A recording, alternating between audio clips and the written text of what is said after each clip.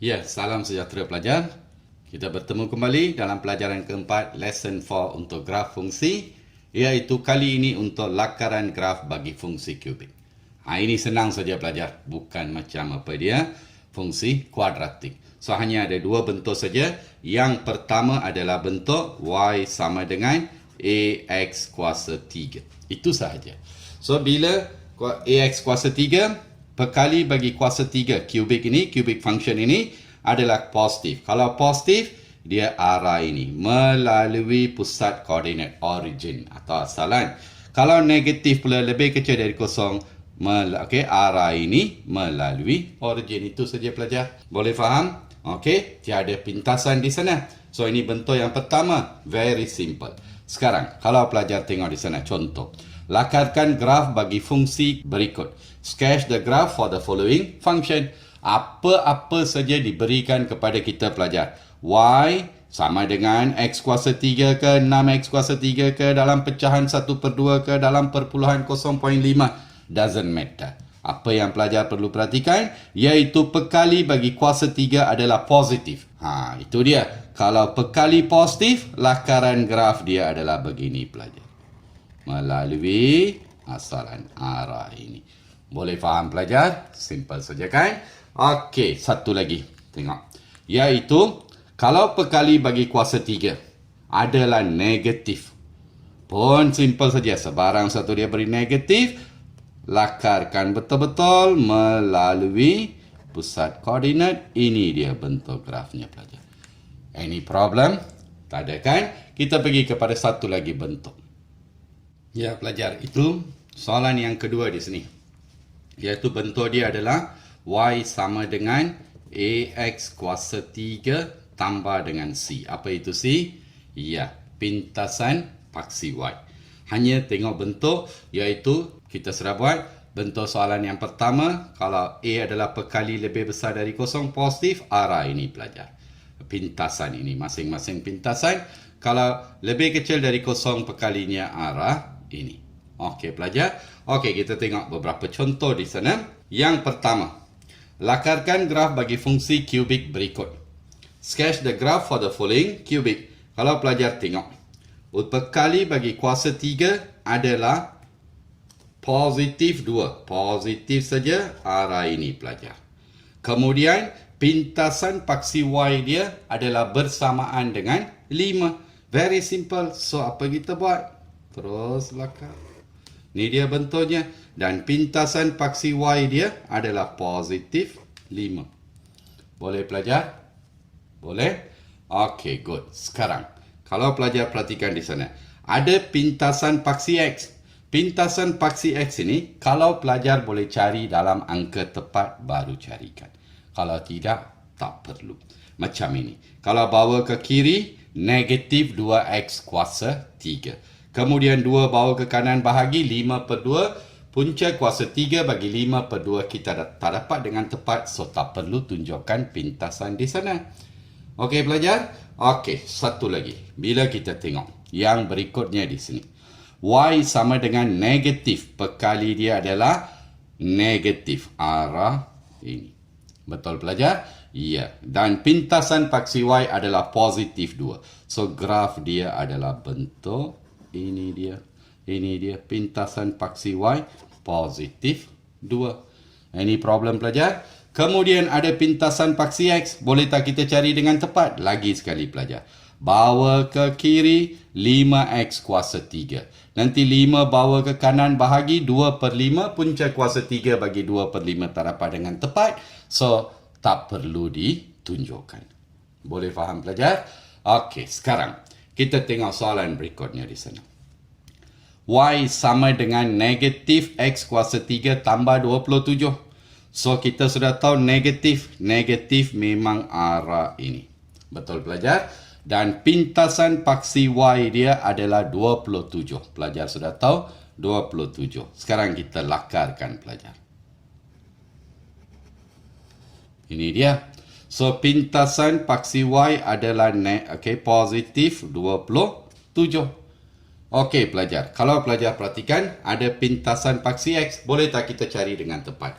Tengok saja pelajar tahu ini adalah nombor kuasa 3 sempurna. Perfect cube. So, sepanjang paksi X, Y adalah sama dengan kosong. Negatif X kuasa 3 tambah 27. Bawa ke kiri, kita dapat positif X kuasa 3 sama dengan 27.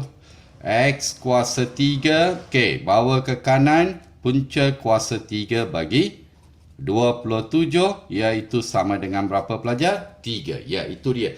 Boleh dicari dengan tepat. Bila boleh dicari dengan tepat, baru pelajar tunjuk pintasan di sini, positif 3. Boleh faham pelajar? Okey, sekali lagi. Kalau pelajar perhatikan di sana. Satu lagi, iaitu Y sama dengan negatif. Perkali negatif. Arah ini. Yes, pelajar? Ya. Pintasan paksi Y dia adalah negatif 16. Bila pintasan paksi Y negatif 16. Ini dia bentuknya, pelajar. Ini dia. So, ini dia negatif 16. So, di sana ada pintasan paksi X. Boleh tak kita cari dengan tepat? Mari kita cuba. Sepanjang paksi X, nilai Y adalah sama dengan kosong. Kosong sama dengan negatif 2X kuasa 3 tolak 16. Bawa ke kiri. So, jadi positif 2X kuasa 3 sama dengan negatif 16. 2 ini bawa ke kanan bahagi. X kuasa 3 negatif 16 dibahagi 2, iaitu X kuasa 3 bersamaan negatif 8. So, X sebenarnya sama dengan punca kuasa 3 bagi negatif 8. Itu dia, pelajar. Negatif 2 dapat kita cari dengan tepat. So, bila dapat cari dengan tepat, pelajar tunjukkan. Sini adalah negatif 2. Itu saja, pelajar. Ada masalah? Cikgu rasa masih fungsi ini masih simple, betul? Ya, kita pergi kepada soalan berikutnya, pelajar. Ya, itu dia, pelajar. Satu lagi soalan untuk fungsi kubik. Y sama dengan negatif 3X kuasa 3 tambah 81.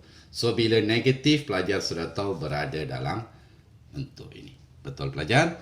Ya, so apa kita buat sekarang? Mula-mula sekali. Kita sudah tahu pintasan paksi Y adalah 81. Kita cari pintasan paksi X kalau kita boleh dapat dengan tepat. So, sepanjang paksi X, Y adalah kosong. Sama dengan negatif 3X kuasa 3 tambah 81. Bawa sebutan X ke kiri. 3X kuasa 3 sama dengan 81. X kuasa 3, 81 bahagi 3, 27. So, 27 punca kuasa 3 bagi 27 sama dengan 3. Itu dia, pelajar. So, sekarang pelajar boleh mula lakarkan. Okey, pintasan paksi Y dia adalah sama dengan positif 81. Nilai C. Dan juga pintasan paksi X adalah berapa, pelajar? Ya, 3. Boleh faham, pelajar? Bagus. Itu dia beberapa contoh cikgu dah beri untuk fungsi kubik. Sekarang, yang paling simple sekali adalah lakaran graf untuk fungsi salingan, pelajar. Reciprocal. Salingan mean kepada kuasa negatif 1. Iaitu Y sama dengan A per X. If you bring up, bawa ke atas, you'll get Y equal AX kuasa negatif 1. So, pelajar, kalau pelajar tengok di sini, yang ini adalah sekiranya positif, lakaran bentuk graf dia first quadrant and third quadrant. Sukuan pertama dan sukuan ketiga. Kalau lebih kecil, perkali dia lebih kecil dari kosong negatif, sukuan kedua dan juga sukuan keempat. Itu saja, pelajar. Very simple. So, kita tengok contoh di sini. Lakarkan graf bagi fungsi berikut. Sketch the graph for the following function. Tengok saja, pelajar tahu ini adalah kuasa negatif 1 kalau bawa ke atas. Ini pun kuasa berapa? Negatif 1. Okey, sekarang kita tengok yang ini pula, pelajar. Jadikan Y sebagai perkara rumus. So, Y sebenarnya bawa 6X ke bawah, 1 per 6X. Itu dia. Perkali dia 1 per 6. X ini kuasa negatif 1. Fungsi salingan. Kalau dia ubah Y lagi begini, pelajar. Bawa ke kanan. X, Y. Sama dengan positif 6. Jadikan Y sebagai subjek. Y sama dengan 6 per X. Itu dia pelajar. Masih lagi positif. So, semua ini perkali adalah positif, positif, positif, positif. Betul tidak? Okey, so artinya lakaran graf sama saja. Sukuan pertama dan sukuan ketiga. Boleh faham pelajar? Bagus. Kita pergi kepada satu soalan lagi. Iaitu dia pelajar, iaitu soalan E, F, G, H untuk fungsi salingan. Pelajar sudah tahu. Perkali dia negatif. Kuasa dia adalah negatif 1. Ini nampak. Negatif perkali negatif 12, kuasa negatif 1. Kalau dia suruh kita ubah Y, kita jadikan Y sebagai subjek. So, bawa negatif 1 per 8X. Itu dia. Perkali negatif 1 per 8, kuasa adalah negatif 1 pelajar. Hanya ubah suaian sedikit saja. Ini. Kalau diberi fungsi begini, bawa ke kanan dulu, 2xy sama dengan negatif 12. xy, 2 bawa ke kanan bahagi, negatif 12 bahagi 2, negatif 6. Y sama dengan negatif 6 per x. Masih perkali negatif. So, untuk keempat-empat fungsi ini pelajar, keempat-empat fungsi, perkali adalah negatif, kuasa pun negatif 1. So, sukuan kedua dan sukuan keempat. Itu dia pelajar. Boleh faham kan? Very simple kan fungsi salingan. Okey pelajar, kita berhenti di sini untuk pelajaran keempat. Harap pelajar faham lakaran graf betul-betul.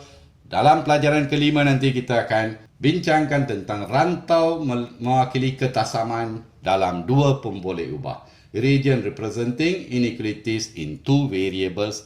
Bagaimana kita nak lorikan rantau atau menakrifkan rantau. Boleh faham pelajar? Yes. Kita berhenti di sini. Jumpa pelajar semua dalam pelajaran kelima.